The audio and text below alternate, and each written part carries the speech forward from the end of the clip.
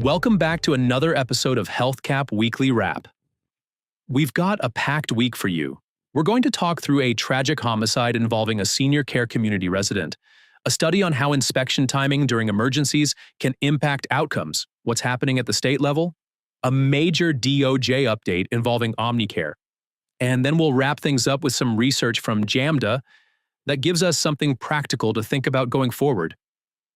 Yeah, this is one of those weeks where the stories feel heavy, but also really connected. They do. So let's start with the one that's probably the most difficult. This comes from the Cincinnati Enquirer.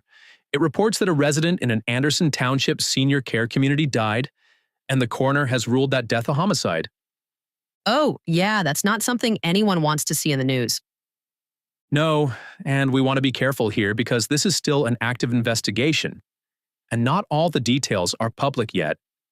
The article does not explain how or why this happened, and we don't know what led up to it. But when a death is ruled a homicide, it immediately brings serious scrutiny, not just from law enforcement, but from regulators and senior care leadership as well. And it doesn't really matter where you're located. When something like this happens, everyone feels it. Exactly. Families read this and start wondering about their loved ones. Staff feel it, operators feel it, regulators feel it. Even if it's an isolated incident, the ripple effect is real.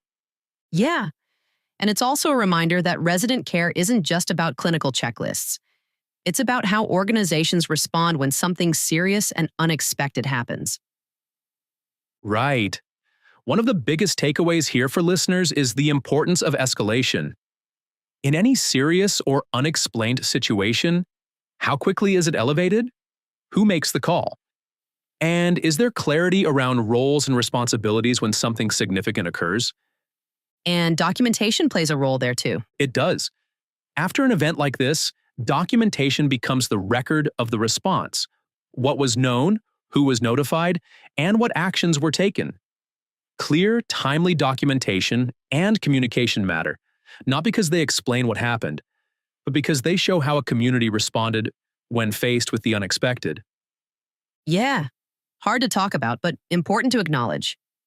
It is. And that actually brings us into the next story, which looks more broadly at oversight and timing. This one comes from McKnight's Long-Term Care News. It's based on a study that found that during emergencies, the timing of inspections matters more than strict compliance. That headline really stood out to me. Timing over strict compliance? Same here. According to McKnight's Long-Term Care News, the study looked at emergency situations and found that earlier inspections were associated with better resident outcomes, even when communities weren't perfectly compliant with every requirement on paper. That makes a lot of sense in practice. It does. In an emergency, like a natural disaster, a power outage, or another major disruption, waiting too long to check in can allow issues to grow. An earlier inspection can help identify problems while there's still an opportunity to respond. And it shifts how we think about oversight. Exactly. The study doesn't argue against compliance. It suggests that during emergencies, responsiveness and timing may matter more than a rigid, checklist-driven approach. So, what does that mean for senior care leaders? It reinforces that emergency preparedness isn't just about having policies in place. It's about how quickly communication happens, how fast resources are mobilized, and how adaptable systems are under pressure. So the question becomes, how quickly can systems respond? Yes. How quickly can systems activate? And how quickly can leaders seek or accept support, whether that's from regulators, emergency responders, or within their own organizations? Okay, so from there, let's move to the next story. This one comes from McKnight's State Reporting and focuses on New Jersey, where the state comptroller is seeking nearly $124 million in Medicaid repayments tied to nursing home real estate and related party transactions. Yeah, and this one is very specific. It is. According to the article, New Jersey Acting Comptroller Kevin Walsh issued a report accusing Daryl Hagler and Kenneth Rosenberg, the owners of Hamilton Center for Rehabilitation and Healthcare and Deptford Center for Rehabilitation and Healthcare, of improperly diverting Medicaid funds through a network of related companies they owned and controlled. So this is about how money was moved. Exactly.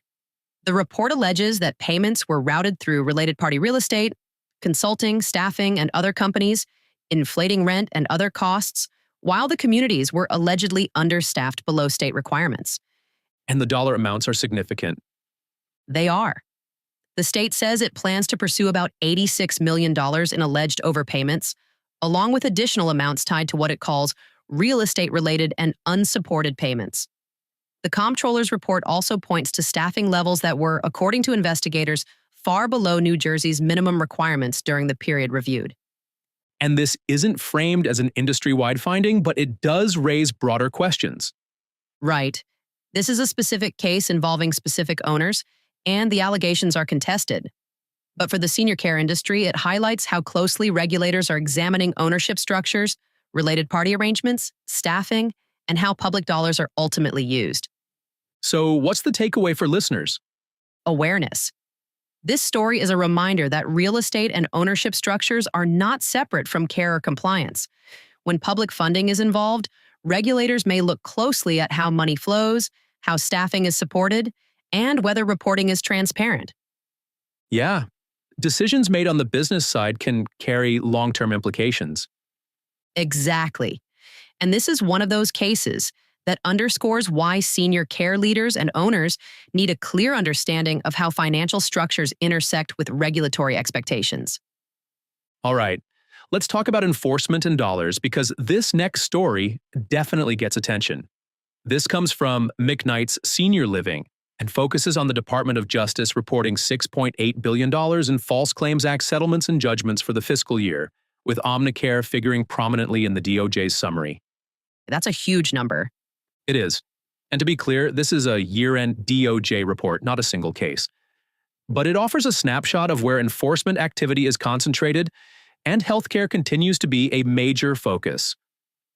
Yeah, Omnicare is a big name. Exactly. Omnicare is a large pharmacy services provider that works with senior care communities across the country, which is why its inclusion stands out. The article does not say that senior care communities were the target here, but it does highlight how closely connected vendor activity is to senior care operations. So why does this matter for listeners? Because False Claims Act enforcement doesn't exist in a vacuum. Billing practices, documentation, and compliance processes often involve third-party partners. When issues arise, investigators look at how services were provided, documented, and overseen. I see. So it's not just about what happens inside your own walls. Exactly. This story is less about any one company and more about risk awareness. For senior care leaders, the takeaway is the importance of understanding vendor relationships, how billing works, what oversight exists, and where accountability sits. And even though this report covers the last fiscal year, it still matters now. It does. DOJ enforcement priorities tend to carry forward. This isn't something that resets each year. So this is a useful moment for organizations to revisit compliance programs, vendor monitoring, and internal education around documentation. Yeah, it's one of those stories that doesn't change how you operate overnight, but it should prompt a check-in. Exactly. It's about making sure systems are solid before questions are ever asked. Okay, let's end on something a little more forward-looking. This last piece comes from JAMDA, the Journal of the American Medical Directors Association. Yeah, this one's more research-focused. It is. The article looks at clinical or operational practices in long-term and post-acute senior care settings. We're working from the abstract here, but the focus is on data-driven approaches to improving resident outcomes. And this is where research can really support decision-making. Absolutely. Research like this gives leaders evidence to back up changes. Whether it's staffing models, care coordination, or clinical protocols, having data helps move conversations beyond opinion. And it helps justify investment too. Yes. If you're asking for resources, training, or system changes, being able to point to peer-reviewed research strengthens that case.